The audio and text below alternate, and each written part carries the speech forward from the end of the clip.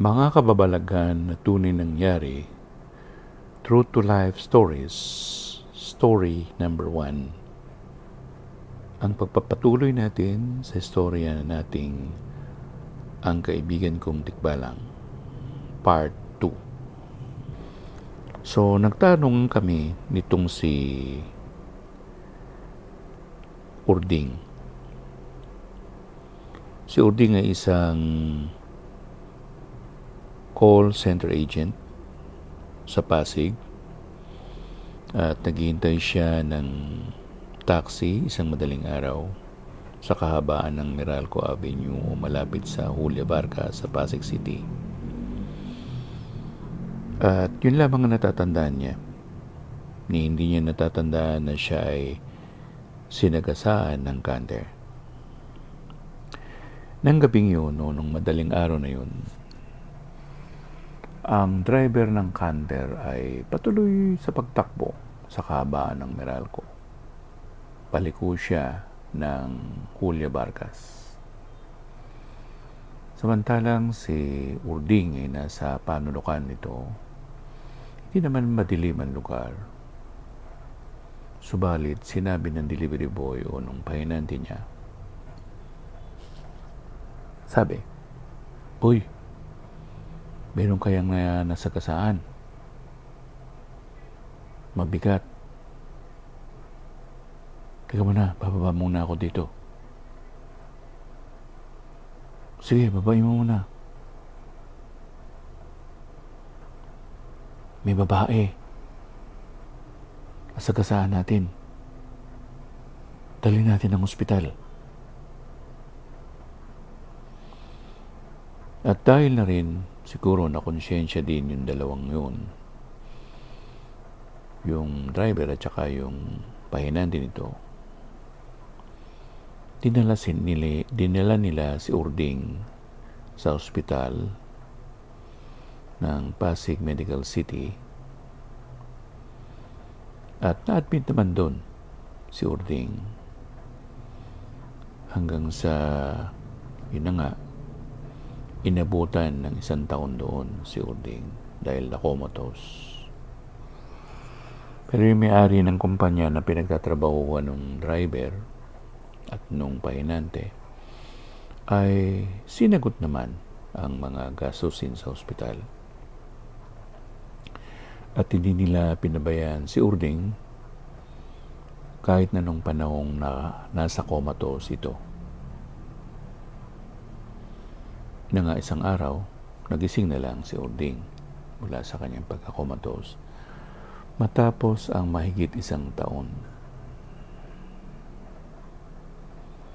So, nung nag-uusap kami nitong si Urding, sabi ko, papunta ang kanter sa iyong kaliwa. Tama, kaliwa. Pakaliwa siya. So, ang tinamaan sa kanya kasi kanan. Paano yun? Nag-about face si Urding para tamaan yung kanan. Kaya sabi ko sa kanya, may mali dito eh. Dapat tinamaan ka sa kaliwa, hindi sa kanan. Noong mga oras na yon, nag-iisip ako kung yun ba ay isang normal na pangyayari o isang supernatural na pangyayari. Nakita ko na hindi siya natural na pangyayari.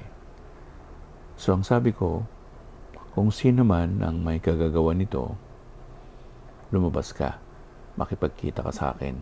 Sabi ko ganun. At lumabas si Nakir. Kukusot-kusot ng mata. O sabi ko, paano to bata? Ano ba nangyari? Sabi ko dun sa Tikbalang. Bakit?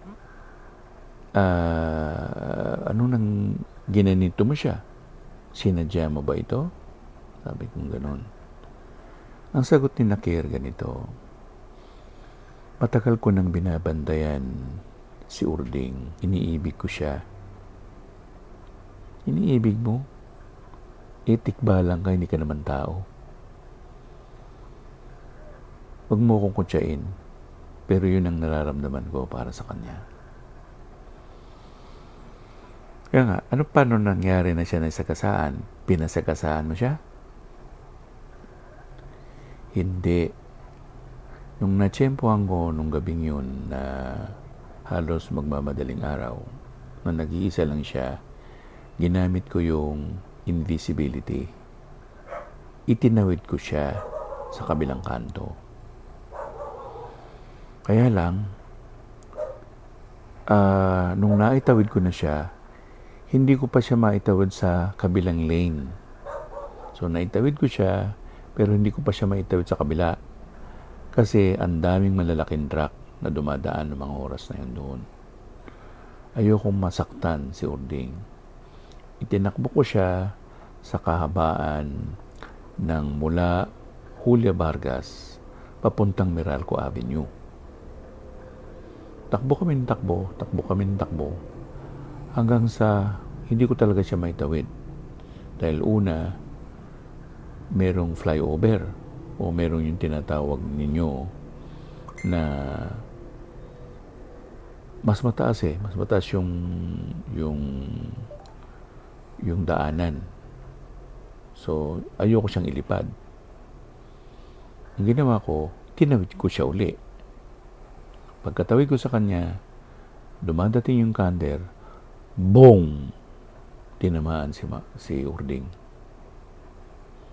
Nung tinamaan siya, hindi ko naman siya iniwan. Naghintay ako na kung may baka nga masagasaan siya. Yun, nasagasaan siya. At ako ang nagpahinto dun sa kander. Pinahinto ko yun. At binulungan ko yung isa sa mga tao, lalaki nandun na nakasakay dun sa kander. Huy, tulungan niyo yung babae. Tinulungan naman nila. Mismo dun sa loob ng ospital nandun ako. Umiiyak ako. May pagkakamali ako dun. So ikaw palang naging dahilan bakit nasagasaan si Urding. Ito bata. Ikaw bilang tikbalang, may kasalanan ka. Gawin mo ganito. Kausapin mo yung mga magulang nyo, mga magulang mo, papuntahin mo dito yung manggagamot ninyo para matulungan ninyo si Urding. Kasi matatagalan pa yan na gumaling. Naintindihan mo? Sige. At ginamot nga nung manggagamot ng mga tikbalang si Urding. At madaling nakarecover si Urding. Nung nakarecover na si Urding, dun na nga ako nagpunta sa bahay nila. Nung nagising na siya sa pagkakakomatos, at dun na nga, in-interview ko nga siya. Tapos, doon naman si Nakir. Para hindi siya makalapit kay Urding, nilagyan ko ng pangkontra itong Urding. Pinasuot ko ang isang gamit para hindi na siya mabalikan ni Urding. Pwede siyang makita ni Urding sa malayuan. Galit na galit si Urding sa akin. Sabi niya, bakit mo ginawa yun? Tanggalin mo yung binigay mo sa kanya. Nako, Urding, hindi pwede. Halos kagagaling-galing pala yun si Urding, tapos gaganyanin mo na lang siya uli? Paano yan? Kung mapano na naman yang si Urding. Hindi pwede, sabi ko sa kanya. So basta, nandun pa rin si Urding. Tinatanaw ng malayuan nandun pa rin si Nakir. Tinatanaw niya ng malayuan si Urding. At doon, nakita ni Urding na, hinahabol-habol mo pala ako, Yan ang sabi ni Urding. At nakilala rin niya yung pangalan ni Nakir. Nako, ginamit ni Urding. Ginamit ni Urding yun at humingi siya ng numero sa loto Nakir, Nakir, ikaw may kagagawan nito. Nawalan tuloy ako ng trabaho. Bigyan mo ako ng numero sa loto para manalo ko, para hindi na ako magtrabaho. Nagpupuyo sa galit si Nakir.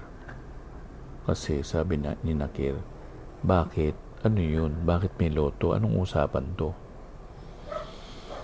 At kusang tinabangan si Nakir kay Uding. Pero isang araw,